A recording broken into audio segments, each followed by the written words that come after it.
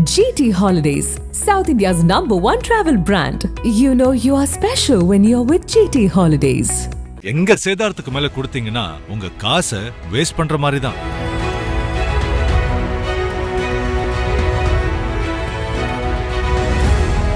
கோவை மாநகரம் உக்கடம் காவல் நிலைய எல்லைக்குட்பட்ட சுங்கம் பைபாஸ் சாலையில் ரோந்து பணியில் ஈடுபட்டிருந்த போலீசார் சந்தேகத்திற்கிடமாக நின்று கொண்டிருந்த ஒருவரை பிடித்து விசாரித்தனர். விசாரணையில் அவர் கோவை புதூரை சேர்ந்த 32 வயதான முகமது தாரிக் என்பதும் போதை மாத்திரை விற்பனையில் ஈடுபட்டு வந்ததும் தெரிய வந்தது.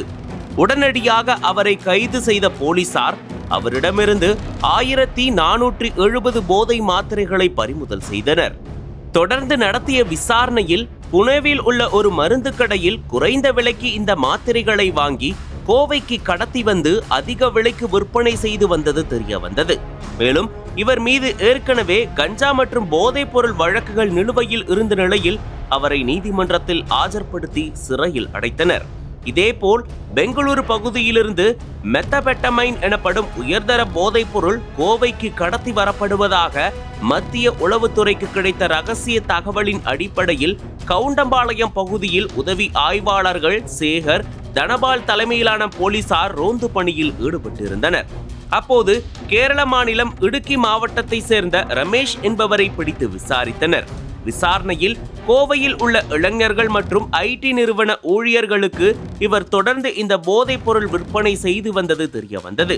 இவரிடமிருந்து 80 கிராம் மெத்தாபெட்டமைன், 2 செல்போன்கள் ஆகியவற்றை பறிமுதல் செய்த போலீசார் ரமேஷையும் கைது செய்து நீதிமன்றத்தில் ஆஜர்படுத்தி சிறையில் அடைத்தனர். கோவையில் போதைப் பொருள் கடத்தல் மற்றும் விற்பனை தொடர்ந்து அதிகரித்து வருவதால் போலீசார் தீவிர கண்காணிப்பில் ஈடுபட்டுள்ளனர்.